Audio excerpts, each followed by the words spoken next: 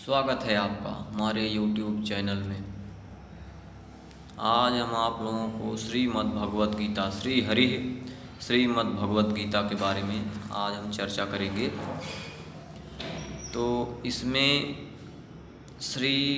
ओम श्री परमात्मने नमः श्री गीता जी की महिमा का वर्णन इसमें किया गया है। भगवान के संपूर्ण विस्तार का वर्णन इस गीता में किया गया है, गीता जी में किया गया है और काफ़ी आनंददायक है। जितनी बार गीता पढ़ते हैं उतनी बार गीता का अर्थ हमें अलग अलग तरीके से निकलता है। गीता जितना ही पढ़ेंगे उसका अलग अलग, गीता का कोई अंत नहीं है। इसमें संपूर्ण ग्रंथों का सार है। वास्तव में श्रीमद् भगवत गीता का महात्म्य वाणी द्वारा करने के लिए किसी की भी सामर्थ्य नहीं है, क्योंकि यह एक परम रहस्यमय ग्रंथ है। इसमें संपूर्ण वेदों का सार संग्रह किया गया है। इसकी संस्कृति इतनी सुंदर है और सरल है। संस्कृत इसकी इतनी सुंदर और सरल है कि थोड़ा अभ्यास करने से मनुष्य उसको सहज ही समझ सकता है, परंतु आशय इतना गंभीर है कि आजीवन जो है, आशय इतना गंभीर है कि आजीवन इसका जो है अभ्यास करते रहने पर भी उसका अंत नहीं आता। प्रतिदिन नए नए भाव उत्पन्न होते रहते हैं। इससे यह सदैव नवीन बना रहता है एवं एकाग्रचित होकर श्रद्धा भक्ति सहित विचार करने से इसके पद पद में परम रहस्य भरा हुआ प्रत्यक्ष प्रतीत होता है। भगवान के गुण प्रभाव और मर्म का वर्णन जिस प्रकार इस गीता शास्त्र में किया गया है वैसा अन्य ग्रंथों में मिलना कठिन है, क्योंकि प्रायः ग्रंथों में कुछ न कुछ सांसारिक विषय मिला रहता है। भगवान ने श्रीमद् भगवत गीता रूप एक ऐसा अनुपमेय शास्त्र कहा है कि जिसमें एक भी शब्द समुपदेश से खाली नहीं है। श्री वेद व्यास जी ने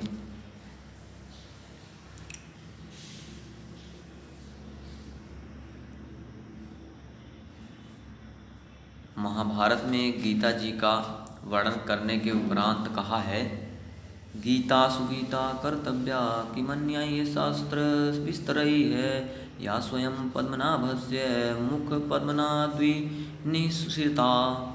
तो कह रहे हैं कि गीता सुगीता करने योग्य है, अर्थात श्री गीता जी को भली प्रकार पढ़कर अर्थ और भाव सहित अंतःकरण में धारण कर लेना मुख्य कर्तव्य है, जो कि स्वयं पद्मनाभ भगवान श्री विष्णु के मुखार बिंदु से निकली हुई है। फिर अन्य शास्त्रों के विस्तार से क्या प्रयोजन है, स्वयं श्री भगवान ने भी इसके महात्म्य का वर्णन किया है। 18 श्लोक नंबर में 68 से 71 तक में इस गीता शास्त्र में मनुष्य मात्र का अधिकार है, चाहे वह किसी भी वर्ण आश्रम में स्थित हो, परंतु भगवान में श्रद्धालु और भक्ति युक्त अवश्य होना चाहिए, क्योंकि भगवान ने अपने भक्तों में ही इसका विचार करने के लिए आज्ञा दी है। तथा यह भी कहा है कि स्त्री वैश्य शूद्र और पाप योनि भी मेरे परायण होकर परम गति को प्राप्त होते हैं। ये 9 श्लोक नंबर 32 में दिया गया है। अपने अपने स्वाभाविक कर्मों द्वारा मेरी पूजा करके मनुष्य परम सिद्धि को प्राप्त होते हैं। 18 श्लोक नंबर 46 में इन सब पर विचार करने से यही ज्ञात होता है कि परमात्मा की प्राप्ति में सभी का अधिकार है, परंतु उक्त विषय के मर्म को न समझने के कारण बहुत से मनुष्य जिन्होंने श्री गीता जी का केवल नाम मात्र ही सुना है, क्या सुना है, नाम मात्र ही सुना है, कह दिया करते हैं कि गीता तो केवल सन्यासियों के लिए ही है। वे अपने बालकों को भी इसी भय से श्री गीता जी का अभ्यास नहीं कराते कि गीता के ज्ञान से कदाचित लड़का घर छोड़कर सन्यासी हो जाए। ऐसा लोगों में भ्रम रहता है।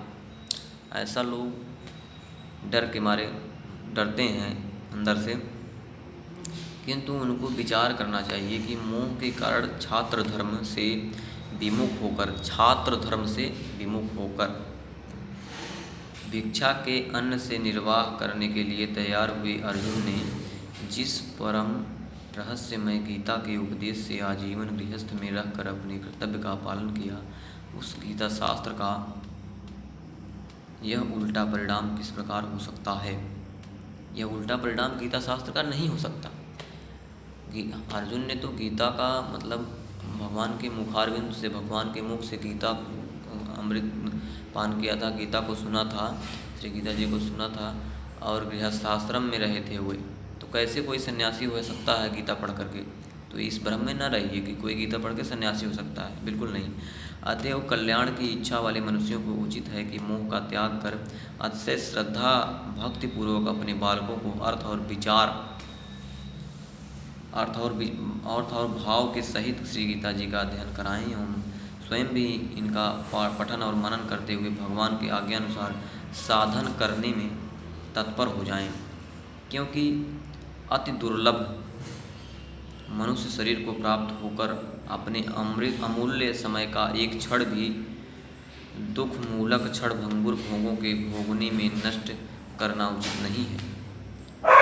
श्री गीता जी का प्रधान विषय क्या है? श्री गीता जी में भगवान ने अपनी प्राप्ति के लिए मुख्य दो मार्ग बतलाए हैं, एक सांख्य योग, दूसरा कर्म योग। एक बतलाया है भगवान ने सांख्य योग और दूसरा बतलाया है कर्म योग। तो कह रहे हैं कि पहला बताए हैं कि संपूर्ण पदार्थ मृग तृष्णा के जल की भांति अथवा स्वप्न की सृष्टि के सदृश मायामय होने से माया के कार्य रूप संपूर्ण गुण ही गुणों में बरतते हैं। ऐसे समझकर मन, इंद्रियों और शरीर द्वारा होने वाले संपूर्ण कर्मों में कर्तापन के अभिमान से रहित होना। श्लोक नंबर अंक 5 श्लोक नंबर 8-9 में दिया गया है।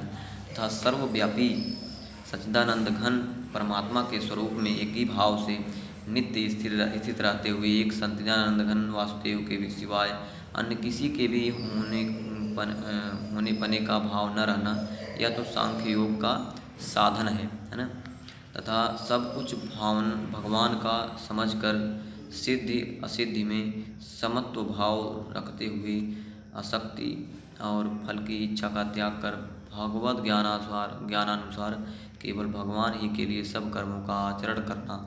अंक 2 में श्लोक नंबर 48 में, अंक 5 में श्लोक नंबर 10 में दिया गया है। तथा श्रद्धापूर्वक मन, वाणी और शरीर से सब प्रकार भगवान के शरण होकर नाम, गुण और प्रभाव सहित उनके स्वरूप का निरंतर चिंतन करना।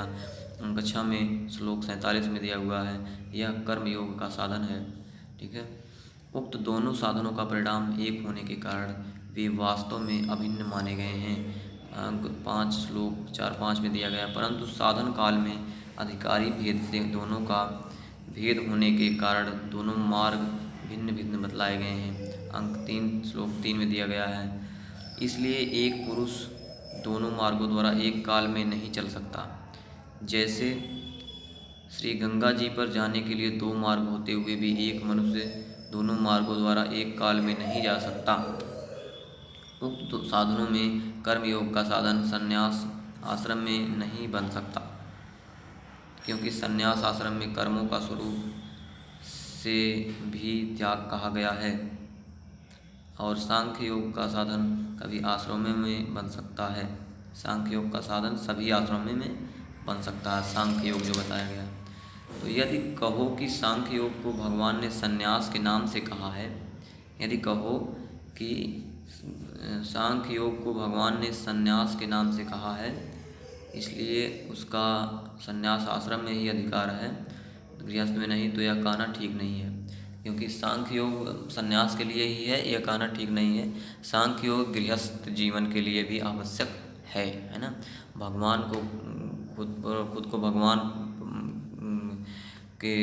को ध्यान करते हुए भगवान के चरणों में ध्यान करते हुए जो है आपको गीता पढ़ना चाहिए। कहने का मतलब ये है, क्योंकि दूसरे अध्याय में श्लोक 11 से 30 तक जो सांख्य निष्ठा का उपदेश किया गया है, उसके अनुसार ही भी भगवान ने जगह जगह अर्जुन को युद्ध करने की योग्यता दिखाई है। यदि गृहस्थ में सांख्य योग का अधिकार ही नहीं होता तो भगवान का इस प्रकार कहना कैसे बन सकता। हाँ, इतनी विशेषता अवश्य है कि सांख्य मार्ग का अधिकारी देहाभिमान से रहित होना चाहिए, क्योंकि जब तक शरीर में अहम भाव रहता है तब तक सांख्य योग का साधन भली प्रकार समझ में नहीं आता, है ना। तो आपके अंदर अभिमान होगा तो सांख्य योग का साधन आपको समझ में नहीं आएगा। इसी से भगवान ने सांख्य योग को कठिन बतलाया है। अंक 5 में 5वें श्लोक 6 में दिया गया है गीता के, तथा कर्मयोग साधन में सुगम होने के कारण अर्जुन के प्रति जगह जगह कहा है कि तू निरंतर मेरा चिंतन करता हुआ कर्म योग का आचरण कर। तो गीता में कर्म योग को बताया गया है और सांख्य योग को भी बताया गया है। अलग अलग योगों को भगवान ने बताया है। मेन काम ये है कि आप अपने कर्तव्य को समझकर, उचित कर्तव्य को समझकर कर्म करिए, भगवान को दृष्टांत मानकर, भगवान को प्रणाम करके। जरूरी यही है। आगे हम अत ध्यानम करके गीता श्लोकों को आप लोगों को सुनाएंगे और इसके अर्थ को सुनाएंगे। आज का वीडियो यहीं तक, और चलिए, जय हो प्रभु नारायण की, राधे कृष्णा। धर्म की जय हो, अधर्म का विनाश हो, प्राणियों में सद्भावना हो, विश्व का कल्याण हो, गौ हत्या बंद हो, भारत अखंड हो। हर हर महादेव।